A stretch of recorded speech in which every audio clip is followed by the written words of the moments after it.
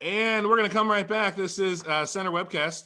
My name's Gerald Smith. Next up, we're going to talk to Dave Janusek, Borough of Blairsville Councilor. Dave also has a deep history here, closer in Indiana, with downtown Indiana, and we also love Dave, even though he's down there in Blairsville. It's part of the county and part of what we've had feedback here at the show is, hey, you guys are completely focused on 15701. Let's find out. Let's hear from what's happening outside sort of the center of the county. And so, Dave, are you there? I am, Gerald. Let me unmute myself. Awesome. I'm muted. Thank you for joining us. Thank you totally for joining us. So can you tell me just sort of overall?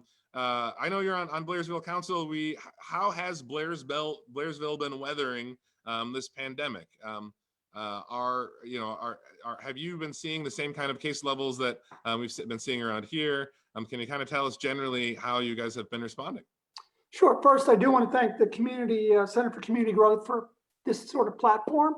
I also want to thank you for inviting me to represent 717 with you guys. So I do appreciate that. To kind of talk a little bit, with Shireen, of those cases, 20 cases are here in the Blairsville area. But I think, with the nature of a virus, you've got to look at your population density.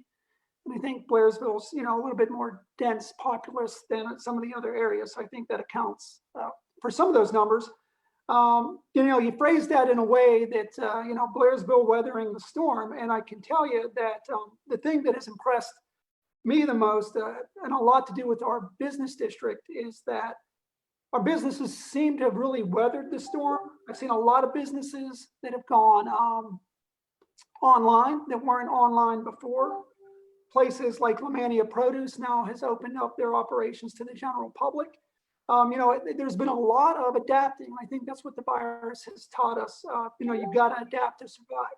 I'll give you a perfect example. The other day, I went to get my contacts at Dunlop Eye Care, Family Eye Care. Their building is an old bank. Well, they started to use the old drive-through to service customers. So that's innovation at its finest. We do here in our household try to support a lot of local businesses by getting takeout. And I find many times that I'm still waiting 40 minutes to an hour to get takeout. That's a good sign. I never complain when you have to wait in a situation like this. So I think, that a lot of our retailers, our restaurants have decided, they've got to go online. They've got to do curbside. You have two choices to survive. Either, close the shutters and lock up, or adapt. Very impressed that that's happened. Also impressed a lot by the people of Blairsville. The parks have been closed. The rec center is closed. People are respecting that. We're not having to call the police out to say, hey, you can't be, in the parks. So that's a shout out to the residents that they understand the virus and they're doing their part. So as far as weathering the storm, I can tell you that Blairsville, as from the borough side, all of the councilors and the mayor have donated their stipends back for the next 3 months to help the borough. We have no furloughs, we have no layoffs. Projects that were on the books are still, proceeding as needed. Some of the larger projects, as a borough councilor, you kind of look at those and say, are they absolutely needed now?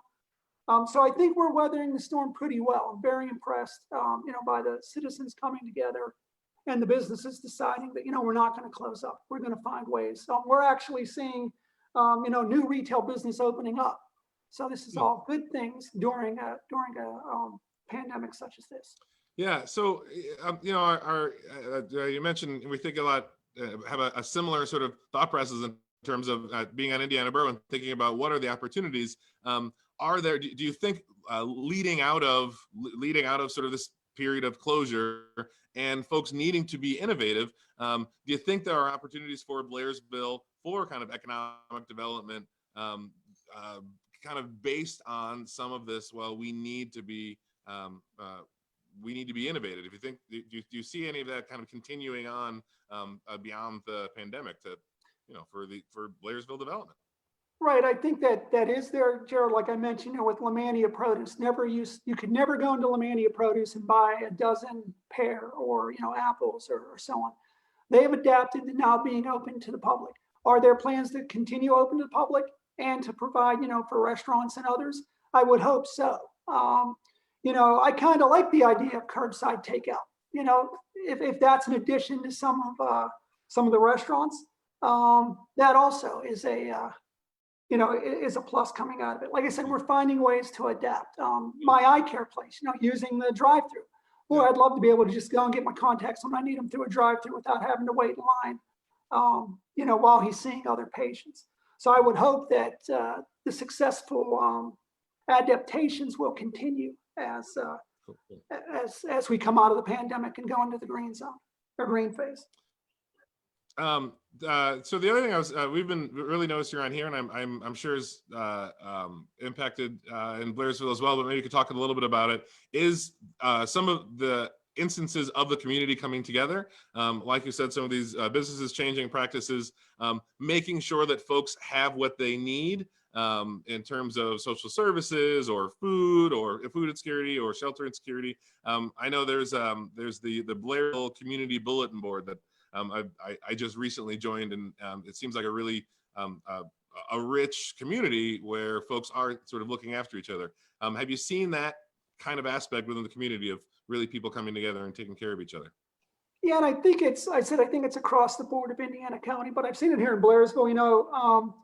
A lot of us have found, a lot of citizens or people from the outside have discovered the Blairsville Trail, the Blairsville Riverside Trail. When I go on the Blairsville Riverside Trail, you would think with more people using it, you'd find more trash. That's not the case. People are respecting, the natural resources that they've discovered.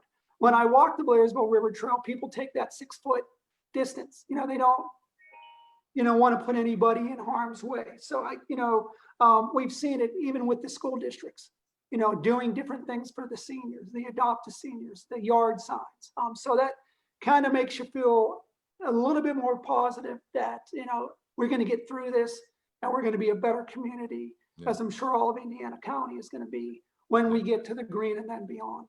Yeah.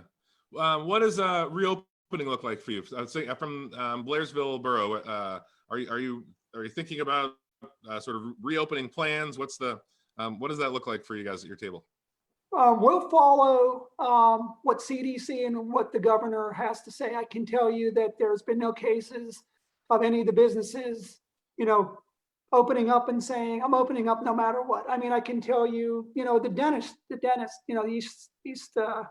East Street dentist, they're just doing emergency surgeries. That's under the ramifications of what the governor says. The Sheets is open under the ramifications of what the guidelines are. So I don't see any of that happening where there's some frustration, don't get me wrong, but it's good to see, believe me, my takeout diet has increased with more variety from some of the places that have just opened here in Blairsville.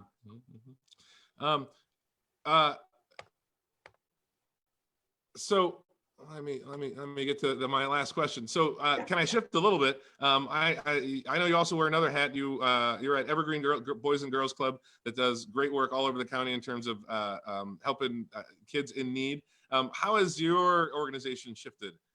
And are you looking at reopening? And what's the summer and fall programming look like for you? Yeah, let me tell you where we stand. I appreciate the opportunity. We are Evergreen After School Club.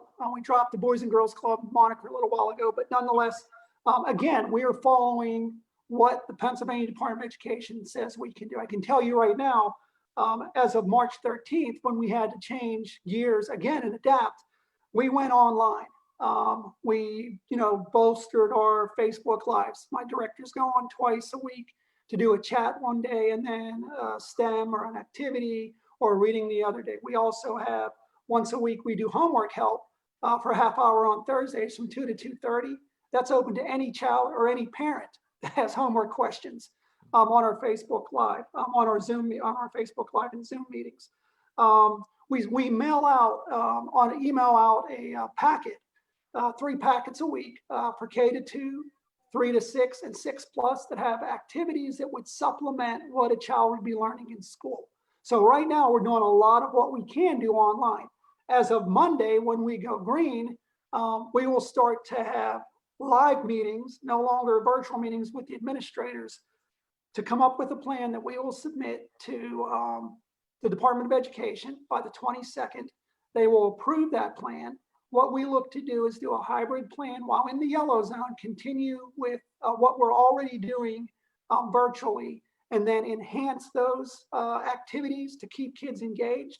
And then when we go green, we hope to go live face-to-face back at our sites in the 6 different districts that we service, amongst the restrictions, once again, of what the CDC feels to be safe. So again, it's transitioning. We could have closed up shop and said, look, let's all take unemployment. We decided that we had over 1,000 members in Indiana County that need served in some way, including those parents that, wish the kids had something to do or something to, connect into during the day. So, a lot of our stuff is being shared on other websites as far as throughout the county. So we're again, adapting and hoping to see that transition to green, because we honestly feel that part of our criteria and our curriculum is always to show that social recreation. And although this is a great adaptation, nothing can replace that face-to-face social recreation with the kids and with the adults. So we're transitioning. Continue to watch our Facebook page and our website for updates. Within the next several weeks, we'll have that transition plan. Cool. Well, thank you. I really appreciate you coming on. Is there anything else that you want to leave us with that we didn't ask you about, either from perspective of Blairsville or Evergreen? No, like I said, I just want to thank you guys for providing this platform. I think it's real important in this time whenever, again, people have changed how they get their information. Yeah. It's a new thing. There's a lot of Facebook happening. Facebook Live is happening. Well, thank you so much for. Will you come back again? Will I come back again? Will you come back? Sure, absolutely. Fantastic. Well, we'll try to get some businesses down from Blairsville and see what's going on down there. Thank you so much, David Janusek. Thanks for having